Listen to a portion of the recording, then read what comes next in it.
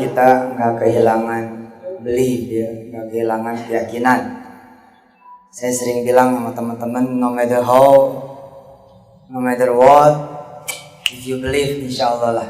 Dakwah saya sebenarnya ngajarin keyakinan aja sih sebenarnya. Apapun temanya, ujungnya tuh di keyakinan. Ayo ikutin saya. Walillahi mulkus samawati wal ardh wa ilallahi turja'un. Semua yang ada di langit dan bumi itu punya Allah. Seru nih tentang belief ini.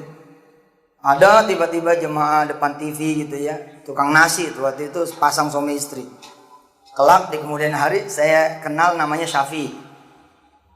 Rupanya dihadirkan sama Allah belief itu.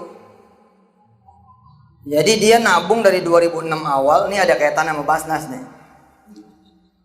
Karena ada ketua kita ya sini, ada guru kita. Nyenggol-nyenggol dikit soal sedekah, zakat. Dari tahun 2006 awal nih orang Syafi'i ini udah nabung tuh buat kontrakan. Di dalam kontrakan dia itu ada warung. Desember habis 1.400.000. Kumpul-kumpul duit selama setahun ada 1 juta. Okay. Nah di Desember 2006 dia datang ke yang punya kontrakan. Maaf nih, saya cuma punya 1 juta. Tapi sama yang punya kontrakan bilang nggak bisa, 1,4. Pegang dulu, nanti saya penuhin sisanya. Enggak. Nanti saya kasih waktu 2 bulan. Februari aja Anda bayar, akhir Februari Anda bayar. Nanti kepake duitnya, jangan kamu pakai. Pokoknya kamu cari ada tuh 400, nanti akhir Februari kemari. Apa-apa kok, bayarnya nanti aja akhir Februari. Nah itulah, Januari 2007 awal ketemu saya di TV. Lalu kasih matematika, siapa orang ngasih 1 jadi 10. Ini orang berdua mikir nih. Dia nyenggol bininya nih. Dengar Ustadz Yusuf tuh. Dengar. Berarti kalau kita ngasih 1 juta, kita bakal punya duit 8,6 juta. Tahu nggak 8,6? Dikurangin 1,4. Alhamdulillah bininya nggak percaya. Kata bininya, kita ini nyari setahun 1 juta kok. Masa iya seminggu jadi 10 juta, dari mana hitungannya? Keimanannya Syafi'i kemudian melit dia, memimpin dia. Kalau kita nggak percaya mereka bakal menang, sebenarnya nggak akan menang juga. Masalahnya kita percaya nih mereka menang. Kayaknya kita kalah. Ya kalah udah gitu loh. Beliefnya dulu dah, langkah nomor 17 kali deh. Beliefnya dulu dah gitu. Insya Allah dah, begitu aja udah ngomongnya. Ini Syafi'i ini ya, dia bilang sama istrinya, ayah percaya, abah percaya. Pokoknya minggu depan kita bakal punya duit 8,6 juta. Jadi sedekah 1 juta dikali 10 juta kurang kontrakan 1,4. Jadi 8,6 sisanya. Sebagai istri samina wa ta'na. Kata istrinya ini 2007 awal nih, terserah abah deh, kita nggak ikut. Pokoknya tanggung jawab kalau sampai nggak diganti. Kita cuma punya waktu 2 bulan. Alhamdulillah saya waktu itu acaranya cuma hari Selasa. Selasa malam dieksekusi tuh duit 1 juta. Bang habis tuh. Selasa Reboknya ditungguin. Mana nih yang ngasih 10 juta. Kemis nggak datang tuh Allah. Jumat nggak datang. Sabtu, Minggu, Senin nggak datang. Datang tuh saya yang muncul hari Selasa. Assalamualaikum warahmatullahi wabarakatuh. Dalam keadaan duit belum diganti. Syafi'i itu kemudian jadi teman saya tuh orang. Cerita, Ustadz tahu nggak? Waktu Ustadz muncul hari Selasa, bini aneh cemberut. Apa kata bini aneh? Ustadz Abah tuh. Gara-gara dia tuh duit kita 1 juta hilang. Ini udah seminggu nih. Mana 10 juta? Tapi Syafi'i memelihara beliefnya itu. Kata Syafi'i, Allah tahu kali kita butuhnya akhir Februari. Allah tahu kali kalau kita butuhnya akhir Februari. Udah sih, tungguin aja. Ya namanya istri barangkali gitu ya, lain pikiran dengan orang laki, mikirin terus. Akhirnya minggu kedua jadi minggu ketiga. Minggu ketiga jadi minggu keempat. Januari pindah jadi Februari. Ada apa tuh di Februari? Ada deadline. Deadline tuh akhir Februari kalau nggak bayar begitu. Pak Zainul Bahar Nur nih, kalau nggak bayar maka dia akan diusir. Setengah mati Syafi'i bilang sama istrinya, Abah percaya sama Allah. Nggak mungkin Allah itu bohong. Tapi kata istrinya, ini udah bulan kelima. Udah minggu kelima. Naik lagi minggu ke-6. Naik lagi minggu ke-7. Nah di minggu ke-7 istrinya bilang, ya udah sekarang begini aja. Kita datang ke rumah bapak saya. Kita pinjam duit sama dia. Kata Syafi'i, nggak mau. Saya harusnya ngasih duit. Masa minjem duit? Syafi'i cerita sama saya di 2008. Tadi tahun berapa tuh? 2007. 2008 Syafi'i cerita sama saya di Bandara Juanda, Surabaya. April tahun 2008. Dia ngundang saya meresmiin pabriknya yang dia bangun. Ya, dia dapat proyek 38 miliar, terus dia bangun pabrik. Mungkin perusahaan catering ke-6 terbesar saat itu. Bisa di list perusahaannya, bisa dilihat di internet.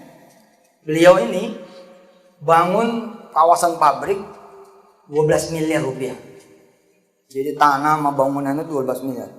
Dia utus wartawan Surabaya Post untuk nyari rumah saya.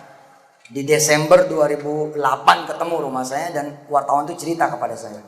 Akhirnya saya bilang, kata Syafi'i, kalau Ustadz tidak mau meresmikan maka pabrik ini tidak akan dibuka. Pokoknya Ustadz yang harus meresmikan. Saya bilang ya insya Allah saya datang. Nah bulan April tuh lah saya ketemu sama Syafi'i di Bandara Juanda Surabaya. Berarti udah beda kan? Udah ceritanya udah lain, udah saya bocorin dulu tuh. Apa kata Syafi'i? Ustadz, sebenarnya saya tuh kenapa nggak mau ke mertua saya? Karena saya takut. Karena saya takut ditanya. Emangnya kamu nggak punya duit begitu? Saya mau jagain Ustadz nih.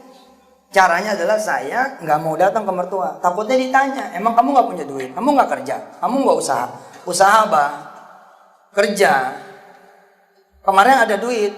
Terus kenapa? Sekarang nggak ada duit. Kenapa? Itu disedekahin. Sedekahin ke siapa? Di orang miskin, orang susah.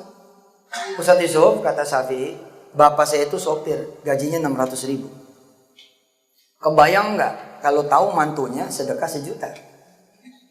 Sedangkan dia mertuanya ini sopir, gaji 600.000. Karena itulah Syafi'i bilang saya nggak mau datang. Akhirnya di minggu ke-7 Syafi'i bilang nih, ini nguji mental nih, menguji iman nih, nguji belief nih. Syafi'i bilang nih sama istrinya, daripada kita ngomongin kontrakan melulu, duitnya juga nggak ada, mending kita cari rumah. Rumah siapa di sini yang mau dijual, itu aja kita beli. Jadi kalau nanti kita diusir dari kontrakan kita pindah ke rumah yang kita beli. Pak, ini emang rada-rada ini. Sampai ngomongnya seperti ini. Istrinya ketika sudah menjadi kawan saya, bicara juga sama saya. Istrinya Syafi'i, Ustadz, sebenarnya waktu itu saya juga pusing malahnya. Akhirnya saya iyain aja. Suami saya nyari rumah, saya ikut. Maksudnya supaya refreshing aja gitu. Ternyata suami saya benar-benar nanya rumah. Jadi ada rumah, tulisannya dijual, diketuk sama Syafi'i. Benar ini rumah dijual gitu. Assalamualaikum, ini benar rumah dijual. Benar dijual. Buat siapa? Buat saya. Dilihatin tuh Prof, dari atas ke bawah. Buat panjenengan ini? Iya buat saya. Oh iya masuk dulu. Istrinya nggak mau masuk. Kata istrinya, bah, ini bukan rumah kita. Si abahnya bilang, emang bukan rumah kita.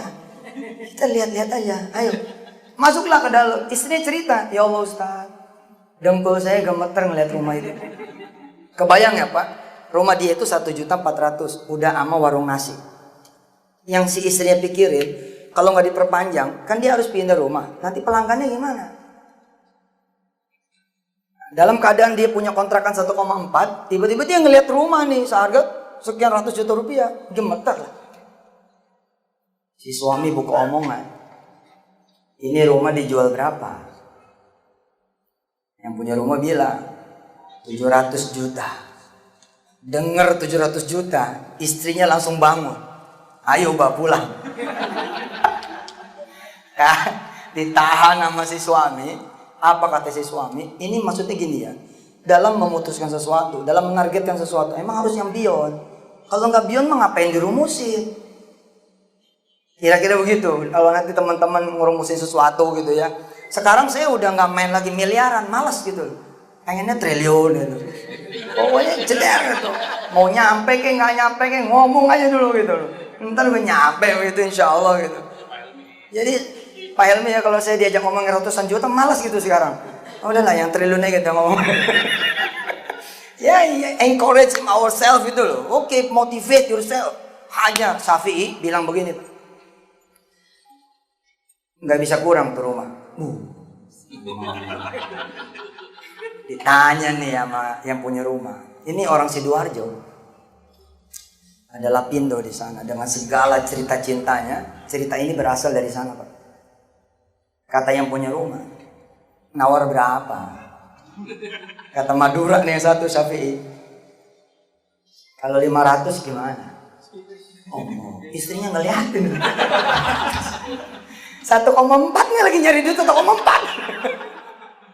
Lagi nyari 1,4 kok gitu. Saya tuh ya kalau lagi rapat sama Darul Quran, ketika Darul Quran nurunin targetnya, saya tambahin tuh. Beneran saya bilang. Kalau Sani CS bilang begini, kita rada berat ya Ustaz kalau kita harus 10 rumah sakit tahun ini. Saya bilang kalau begitu kita 100 rumah sakit, 100 kota. Nah karena udah apal, kalau saya udah bilang A, males tuh teman-teman. Karena kalau dikoreksi nanti jadi naik targetnya. Syafi'i hebat sekali, kata Syafi'i. 500 gimana? Istrinya ngeliatin. Ketika yang punya rumah bilang gak bisa, istrinya bilang alhamdulillah. Syafi'i ngomong lagi. Kalau 600 gimana? Oh no. Istrinya berdoa istrinya. Ya Allah, nggak apa-apa deh, nggak dibayar tuh sedekah nggak apa-apa. Yang penting suami saya sehatin, kembaliin. Syafi'i nanya kalau 600 gimana? Ini saya bukan sekedar cerita tentang sedekah ya, tapi cerita tentang beli.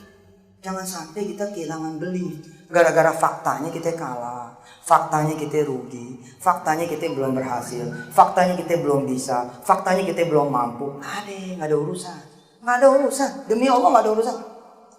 Nggak ada urusan. Urusan kita sama Kholik udah. Sama dia aja udah. Pokoknya selama kita gantungin sama dia, udah nggak ada cerita. Insya Allah. Persoalan tinggal satu aja. Percaya nggak gitu? Kul aminu bihi, Allah tu'minu. Ibu bapak yang dirahmati Allah, insya Allah cerita ini akan berakhir jam 11, jadi nggak usah khawatir. Tenang aja. Syafi'i ketika nawar 600, si istri berharap nggak dikasih Pak. Tapi yang punya rumah bilang, boleh. Kalau 600 boleh. Kapan bapak mau kemarin ngasih DP? Kata Madura yang satu nih, oh enggak pakai DP, cash. Cash Pak. Kapan? Nanti 2 bulan lagi saya kemarin. Ya sudah kalau gitu perlu nomor rekening saya. Oh enggak pakai rekening, cash. Ya sudah boleh saya minta nomor bapak handphone. Oh enggak ada handphone. Bukan aja kemarin lagi 2 bulan. Saya akan kemarin lagi 2 bulan. Berarti dia akan datang Februari, Maret, April 2007 dia bakal datang. Di depan rumah orang ini Pak, Syafi'i habis dicubit sama istri. Yang benar ngomong. 1,4 2 bulan gak dapet. Janjiin orang 600 lagi. Gitu. Di sini Pak, saya sendiri kurang soal beliefnya. Saya belajar dari Syafi'i. Apa kata Syafi'i sama istrinya? Kita dijanjiin sama Allah lewat Ustadz Yusuf Mansur 10 kali lipat seminggu. Ini udah 7 minggu. Kalau nanti Allah bayar di minggu ke-8 10 kali lipat juga, jangan mau. Enak aja kita berantem apa segala macam, dibayar 10 kali lipat, jangan mau. Abah mau bangun malam ini, abah mau ngomong sama Allah, nggak usah Allah pikirin kontrakan abah lagi. Pikirin rumah aja. Abah malam ini mau bangun malam, mau bilang sama Allah, bayar abah 700 kali lipat. Udah, kontrakan gak usah dipikirin. Bayar abah 700 kali lipat. Ustadz tuh bilang, kalau ada yang gak dibalas 10, tenang aja, bakal ada yang balas 700 kali lipat. Berarti kita akan dapat 700 kali lipat. Nanti nih Bu, kalau kita dibayar sama Allah 700 kali lipat, kita bayarin di rumah 600 juta, lalu abah kasih sisanya ke ibu 100 juta. Istrinya kemudian langsung pergi Pak, meninggalkan. Kita jangan kebanyakan ngitung atas kertas, jangan kebanyakan ngitung kekuatan kita, dan ngitung pula kekuatan lawan. Kekuatan lawan gak usah dihitung, kecuali sebagai kehati-hatian. Karena kalau kelewat ngitung nih, kita ngeri sendiri. Kita jadi kayak berhadapan sama monster, berhadapan sama orang yang unbeatable. Kita bakal berhadapan dengan sosok atau lembaga atau negara atau problem yang tidak unsolved, yang tidak selesai. Nggak usah dipikirin, pikirin Allah saja. Qulillahumma malikal mulk. Dialah Allah al-akbar. Dialah Allah akbar, yang maha besar. Pikirin dia aja. Kalau sudah yakinnya kayak begitu, nanti miracle will come. Nanti keajaiban bakal datang. Nah, ini udah judulnya nanti bagaimana ceritanya. Seperti Syafi'i. Minggu keberapa tadi tuh? Minggu ke-7. Terus geser jadi minggu keberapa? Ke-8. Ke-8 ada apa di sana? Ada deadline. Jadi minggu ke-7 tadi tuh ya. Minggu ke-8. Minggu ke-8 ada apa di situ? Ada deadline. Kalau nggak bayar bakal diusir. Tapi Allah udah bilang, innala nudhi'u ajra man ahsana. Allah nggak akan sia-siain iman seseorang. Nggak Allah sia-siain. Kalau kita udah believe, itu nggak ada cerita logika Pak. Karena emang soal keyakinan. Kalau soal keyakinan ini, udah ada logika mah nggak usah dimainin. Makanya saya bilang ya, kalau kita udah bilang problem ini susah, kita udah hitung, kita nggak bakal mampu. Makanya jangan dihitung pakai otak lu udah.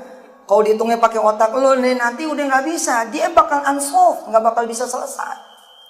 Pikirnya pakai keyakinan aja, sehingga keyakinan kita itu will invite the miracle. Akan ngundang miracle seperti Syafi'i. Oh, Syafi'i keren banget Pak.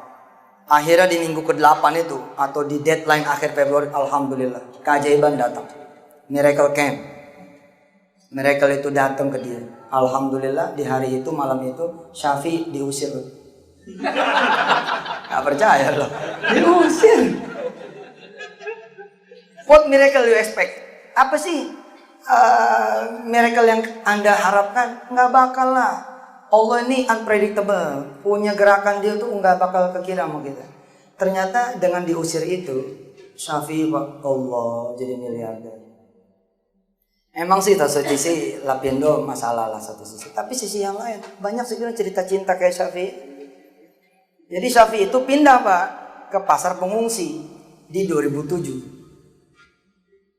Di Februari akhir, pindah ke pasar pengungsi Sidoarjo, Lapindo. Siapa yang sangka di situ malah datang nih orang yang nggak ada kelasnya gitu, orang biasa punya. Cuma nanya gini, Kiai, tadi ayatnya dibacain gitu sama imam kita. Wa ilam yusibha wabil fatal. Kalau nggak dikasih semua dikasih 10% gitu. Syafi'i termasuk yang dikasih pol. Jadi ada orang kecil datang ke dia, Pak, mau nanganin catering buat pengungsi nggak? Saat itu masih ditanggung tuh. Mau. Duitnya gimana? Oh, cash duitnya di depan. Oh ya boleh lah. Bayangin ya Pak, kalau Allah kemudian realisasiin janjinya ngasih 10 kali. Ini nggak terjadi nih cerita ini. Nggak bakal dapat nih cerita ini. Tapi Allah tahan dulu supaya Allah ngasih 700-an. Syafi'i singkat cerita dapat tuh order. Tanggal 14 Juni 2008 kami bikin Majelis Duha Nasional. Simpul-simpul seluruh Jakarta, hari ini ada 8.800 titik. Hari ini Mas Andi, ini berkah antum juga, karena beliau yang nginjak pertama, jadi pembina upacara pertama. Sekarang udah 8.800 titik Majelis Duha Nasional. Waktu itu ada 3.500 jamaah Jabodetabek yang kita undang untuk meresmikan Majelis Duha Nasional. Syafi'i jadi bintang kehormatan. Syafi'i cerita sama jamaah, Pak Ustadz dan teman-teman, kata dia gitu, saya nanya, emang berapa pengungsi sih yang harus saya kasih makan? Gitu. Orang ini bilang 6.000 pengungsi, 6.000 orang. Syafi'i bilang, ini dengar 6.000 aja saya udah goyang, Pak Ustadz. Ini warung-warung, kalau tadinya warung 1,4 juta, sekarang warung tenda malah ini 6.000. Belum goyangnya, ditambahin sama yang ngasih kontrak.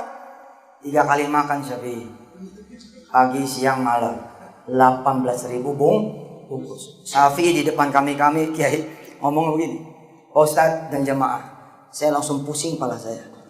Ini mikir nyari karet gelangnya di mana? 18.000. 2 bulan berlangsung order itu, cash on hand di tangan dia 1 miliar. 1 miliar. Allah, dari lewat tuh 700 juta. Lewat. Dan dia buktiin omongan dia. Dia datang tuh pakai tentengan duit tuh. Gabrukin duit 600 juta. Ceder. Kan dia bilang tuh, ketika ditanya mau rekening saya, oh enggak, cash. Mana nomor handphone? Oh enggak ada handphone. Pokoknya ini orang mau beli rumah 700 juta tapi nggak ada handphone, gimana coba? Pokoknya saya akan datang, gitu. Kalimat pokoknya itu luar biasa. Saya alhamdulillah takdirin jadi orang Betawi yang ngomongnya pokoknya aja. Pokoknya udah pokoknya itu udah selesai dah udah. Pokoknya itu udah. Insya Allah tuh. Syafi'i luar biasa. Dibuktiin tuh dia 600 juta hajar, ceder. 100 juta dikasih bininya dan dia ingetin janji mereka berdua. Apa janji mereka berdua? Kita minta cuma 700. Yang 300 ini nggak kita minta. Jadi dibalikin tuh Kiai. Jadi sapi, jadi penerangan, jadi jalan, jadi yang lain-lain. Akhirnya di November 2007 dia dapat kontrak catering sampai ke offshore, nilainya 38 miliar rupiah. Dan diselesaikan semua yang ngasih kontrak, disambungin ke bank, dibangunin kemudian gedung, dan warna gedungnya unbelievable, same color. Sama kita punya building di Darul Quran, biru orange gitu, kayak Belanda punya gitu. Begitu si Syafi'i datang ke pesantren, langsung sujud dia ngelihat warna pesantren sama. Oh, sama aja. Miracle, Pak. Bicara apa lagi saya? Bicara sholawat, miracle. Saya ke Amerika. Begitu ke Amerika saya mikir, di pesawat tuh saya nanya sama istri saya, Mah, ini Allah ada nggak ya di Amerika ya? Itu. Istri saya bilang, ada lah. Bukan, maksudnya begini loh. Saya kan kalau bicara tentang keajaiban. Baca sholawat, jalan lo ke Carrefour, ambil aja barang, gak perlu beli. Pokoknya insya Allah, wa inna Carrefouruka. Semua Carrefour punya engkau ya Allah. Hah? Bicaranya keajaiban gitu. Ketika saya ke Amerika kan semua teratur gitu ya. Kayaknya nggak mungkin nih. Tapi Pak, baru turun mendarat di New York saja, testimoni udah di mana-mana. Saya bilang sama jamaah, wa inna mobiluka loh. Semua mobil tuh punya Allah loh. Jalan aja ke showroom, bawa mau kena, lu sholat di sana. Lu minta sama Allah, tunjuk aja mobil yang mana, terus gue dianterin. Di Indonesia Pak, belum tentu ada yang ngelakuin cara ini. Walaupun ada satu ibu yang ngelakuin, ada satu ibu yang ngelakuin. Dia datang ke showroom, Waalaikumsalam. Ibu mau mobil yang mana? Oh, saya mau mobil Kijang warna putih. Ayo kita lihat. Begitu lihat, kata si ibu apa? Kiblat kemana ya? Pening loh. Kok nanya kiblat Bu? Iya saya mau sholat. Oh sholat di musola? Oh enggak, kata Ustadz Yusuf harus di TKP. Maksudnya gimana nih? Kata Ustadz Yusuf, sholatin aja nih mobil, nanti insya Allah dapat. Oh gitu ya. Ngobrol-ngobrol, akhirnya dia lolosin. Ya sudah, kiblat ke sana, silakan sholat. Sholat Pak, bener sholat. Sholat apa segala macam. Terus dia panggil marketing, tolong sini. Nah marketing pada datang, ada apa Bu? Angkat tangan, aminin doa saya. Gitu. Ya Allah, saya pengen mobil Kijang putih ini, tapi nggak punya duit. Tolong ya Allah. Ini si marketing malas gitu. Amin. Sabtu berikutnya datang lagi si ibu ini. Assalamualaikum, langsung aja Bu. Langsung sholat. Gitu. Ternyata di Amerika ada sahabat kita semua, ada namanya Arif. Udah saya naikin tuh di TV. Saya rekam Pak, sampai bercucur air mata saya saat itu. Saya bilang, gila bener. Kata si Arif begini, saya lagi jobless Ustaz. Dengar YouTube ente itu tentang si ibu kijang putih itu. Aneh ketawa kepingkal-pingkal. HPI begitu ya gitu. Tapi HPI orangnya ada ya begitu. Kijangnya juga ada. Saya pernah tuh nge-tweet live BMW seri 7. Saya minta semua follower di Twitter ya itu. Saya bilang di Twitter tuh, saya bilang, oke, follow me, ikut saya. Kita akan ke Bintaro sektor 7, kita akan beli BMW seri 7 sama sholawat. Saya dibilang ilusionis, saya dibilang tukang sihir. Saya bilang, biarin aja, gue pengen ngasih tahu orang, ini wa inna BMW UK. Semua BMW ini punya Allah. Bahkan wa inna showroom muka. Semua showroom ini punya Allah. Arif, dia bilang, saya jobless Ustaz. Aneh sadar 7 tahun aneh di Amerika gak sholat. Aneh bilang, bodoh kali saya. Sama yang maha kaya kok saya tidak sholat. Hari itu saya nge-track sholat Ustaz. Dan saya datang ke Kamek apa gitu. Showroom di di Amerika, di Washington DC. Saya datang Ustaz ke sana. Saya sholat di showroom. Gantian saya yang nanya. Lu sholat di showroom? Iya Ustaz. Emang boleh di Amerika sholat di showroom? Oh salah Ustaz, di Amerika justru lebih boleh lagi. Di mall aja boleh, kita sembarang aja udah boleh. Apa tuh? Apa Ustaz? Oke, kerjaan saya begitu aja. Saya minta sama Allah Camry warna merah tahun 2014. Sedan. Saya sholatin kira-kira 7 kali Sabtu Pak Ustaz. Alhamdulillah. Ada teman saya udah jalanin Uber. Terus dia telepon saya. Mau gak jalanin mobil saya? Dia bilang, oke, mau. Sampai sini nggak amazing Pak, biasa aja. Yang amazing adalah mobilnya Camry warna merah. Begitu datang, Camry warna merah. Subhanallah. Cuman begitu dia STNK-nya 2012, dia bilang sama saya balik ke showroom Pak Ustaz. Saya bilang sama Allah, kan saya udah bilang 2014. Kenapa ini jadi 2012? Warna udah bener, tahun masih salah. Jadi saya mau pulangin. Saya sholat lagi Pak Ustaz, 2 kali Sabtu, teman saya telepon lagi. Mobil yang kita kasih tolong bawa pulang, balikin, kita ganti sama yang baru. Yang baru Pak, Camry, sedan, warna merah, dan tahunnya 2014. It's all about belief Pak. Ini soal kepemimpinan, nanti belief lagi Pak. Tadi Pak Sandi di awal saya bicaranya bukan soal testimoni sedekah, testimoni, enggak, soal belief. Nanti belief itu yang akan melit kita semua. Pemimpin yang kayak apa yang kemudian jadi akan muncul tergantung belief kita juga. Tergantung nih belief kita juga. Kita beliefnya nanti pasti dia yang muncul. Kita pasti kalah aja udah. Mikirnya yang ini lagi. Orang media kita mesti punya media juga. Ngapain cari yang begitu juga? Orang punya duit kita mesti punya duit juga. Ngapain? Kita udah punya Allah. Wa qala lahum nabiyyuhum Inna Allah qad ba'atha lakum Taluta malika. Allah udah pernah ngangkat Talut jadi malik, jadi raja. Lalu orang pada nggak percaya. Qalu, mereka bertanya nih, anna yakunu lahul mulku alaina wa nahnu ahaqqu bil mulki min wa lam yu'ta sa'atan minal mal. Kok bisa Talut jadi raja? Orang dia badannya kayak bagaimana, kemampuan politiknya payah, harta juga nggak ada, postur, tubuh, badan semua. Kata Nabi sih salah. Allah udah rubah dia. Apa yang Allah rubah dia? Allah tambahin wazadahu bastatan fil ilm wal jism. Allah tambahin di ilmunya, Allah tambahin dia jismnya, badannya. Jadi kalau kita pakai ukuran nanti kayak orang, kita kayaknya mesti punya media nih, Pak. Aduh, ntar kita jadi capek dulu untuk nyamain ke mereka. Sementara mereka udah lari nih kemana tahu. Jawaban kita sebenarnya dibeli tadi di iman.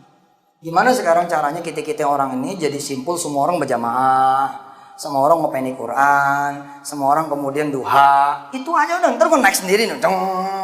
Biarin aja dia bangun jayan ono, ntar orang tuh bangun kayak Konstantinopel gitu, dikasih ke kita. Kita nggak perlu bangun, dia yang bangun biarin, Nabi kasih ke kita. Biarin aja, nggak apa-apa kan ya? Iya nggak apa-apa gitu. Yang penting beliefnya ada nggak? Itu yang mesti dibangun. Terima kasih. Mudah-mudahan sholat kita diterima Allah Subhanahu Wa Taala. Kayaknya waktunya udah nggak ada. Ntar aja kita. Penting sekali untuk untuk saya. Oh subhanallah. Iya deh. 2 menit ya? Iya. 1 menit. Ini ada tugas dari beliau ini. Siap. Ya ijmi itu ayolah falah. Itu prinsip yang ke-6. Berarti kita harus menang. Ah, Nah, ini ilmunya beliau ini luar biasa kan. Apa itu? Kita selama ini kan kalah terus Ah. dari kelompok Yahudi. Nah, kita harus menang karena ilmu manajemen Islam itu harus kita menang di dunia. Oke. Nah, silakan. Insya Allah. Baik. Kita pasti menang. Terima kasih. Assalamualaikum warahmatullahi wabarakatuh. Ini juga perlu kita perhatikan, saudara-saudara, harus change your word. Kata-katanya harus dirubah. Kalau bisa kita jadi the winner Paul. In fact we lose, okay, do not say that. Jangan dikatakan. Ini pengaruhnya banyak. Pengaruhnya banyak. If you can change your words, nanti kita bisa change our world. Kalau kita bisa mengubah kata-kata kita, nanti kita bisa mengubah dunia kita.